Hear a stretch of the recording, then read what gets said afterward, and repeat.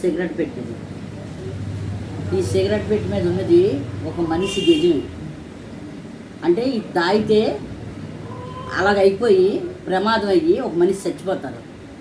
చచ్చిపోయినా సరే ఇది తాగుతున్నారు. గవర్నమెంట్కి ఏ ఉపయోగం లేదు, జనాలకి కూడా ఏమనట్లేదు. ఎందుకంటే ఇది గవర్నమెంట్కి లాభం కాబట్టి, దీనివల్ల ఇంకా ఎక్కువ వస్తుంది కాబట్టి వాళ్ళకి. ఇది మందు. చాలామంది తల్లులు, భార్యలు, అక్కలు, చెల్లెళ్ళు, పిల్లలు అందరూ రోడ్డుపాలు అవుతున్నారు. ఒక్కొక్కడు తాగేసి ఎక్కడ ఉంటున్నాడో తెలియదు. ఒక్కొక్కడు తాగేసి ఒంట్లోని అవయాలు ఏం పోతున్నాయో కూడా తెలియట్లేదు. అయినా సరే ఇది గవర్నమెంట్ ఇన్కమే. దీని జోలికి కూడా వెళ్ళరు. ప్లాస్టిక్ని అరికట్టండి, ప్లాస్టిక్ని అరికట్టండి అని అంటున్నారు.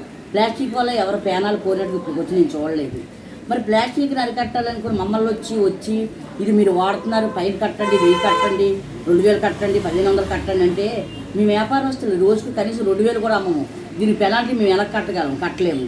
ఇప్పుడు ఇది వాడమంటున్నారు. ఈ కవరు ఇది కేజీ 300. మేము చేసిన వ్యాపారానికి ఇది అమ్మే స్తోమత మా దగ్గర లేదు.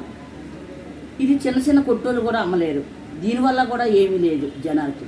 అంటే మందు వల్ల ప్రమాదం ఉంది, దీనివల్ల ప్రమాదం ఉంది, కైనీల వల్ల దానివల్ల ప్రమాదం ఉంది. ఇవన్నీ మీకు ఉపయోగపడినవే. దీనివల్ల ప్రమాదం లేదు. అయినా సరే మమ్మల్ని ఇబ్బంది పెడుతున్నారు. ఇది వాడితే మొత్తం అన్నీ తీసేసి పెనాల్టీ కట్టమని.